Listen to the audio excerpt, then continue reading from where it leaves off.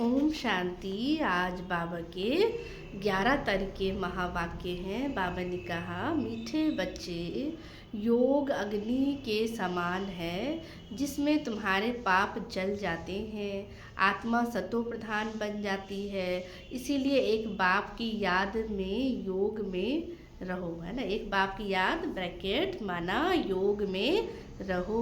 प्रश्न है, पुण्य आत्मा बनने वाले बच्चों की किस बात का बहुत बहुत ध्यान रखना है। पुण्य आत्मा बनने वाले बच्चों को किस बात का बहुत बहुत ध्यान रखना है। उत्तर है, पैसा दान किसे देना है, इस बात पर पूरा पूरा ध्यान रखना है।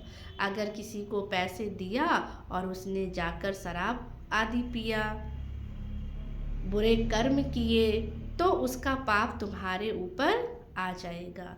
तो तुम्हें पाप आत्माओं से अब लेन देन नहीं करनी है। यहाँ तो तुम्हें पुण्य आत्मा बनना है। तो इसलिए बाबा कहते हैं दान सोच समझ कर देना है।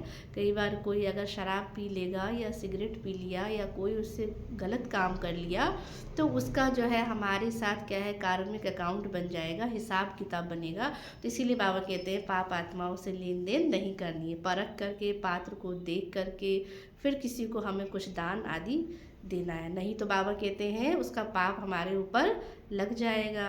गीत है, न वह हमसे जुदा होंगे न उल्फत क्या है हमारे दिल से निकलेगी। धारणा के लिए मुख्य सार है। फर्स्ट पॉइंट, अब मुसाफरी पूरी हुई, वापस घर जाना है। इसलिए इस पुरानी दुनिया से बेहद का वैराग्य रख बुद्धि योग बाप की याद में ऊपर लटकाना है। सेकंड पॉइंट है, संगम युग पर बाप ने जो यज्ञ रचा है, इस यज्ञ की संभाल करने के लिए सच्चा सच्चा पवित्र ब्राह्मण बनना है। काम काज करते बाप की याद में रहना है। वरदान आदि रत्न की स्मृति से अपने जीवन का मूल्य जानने वाले सदा समर्थ भव।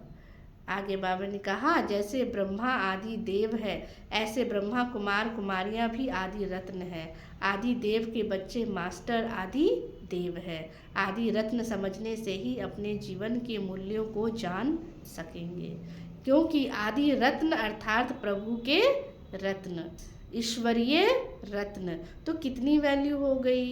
इसलिए सदा अपने को आदि देव के बच्चे मास्टर आदि देव आदि रत्न समझकर क्या करो, हर कार्य करो। कोई भी कार्य करो तो अपने को आदि रत्न समझकर हर कार्य करो, तो समर्थ भव का क्या मिल जाएगा, वरदान मिल जाएगा। कुछ भी व्यर्थ नहीं जा सकता।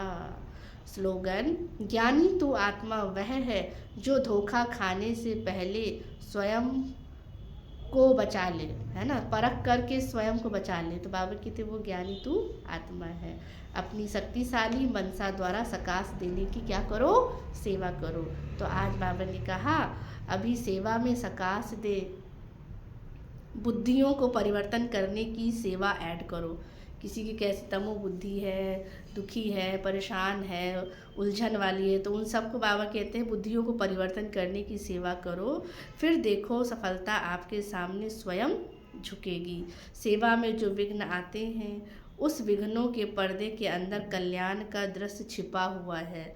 सिर्फ मनसा वाचा की शक्ति से विघ्न का पर्दा हटा दो, तो अंदर कल्याण का दृश्य दिखाई देगा। अच्छा, ओम शांति।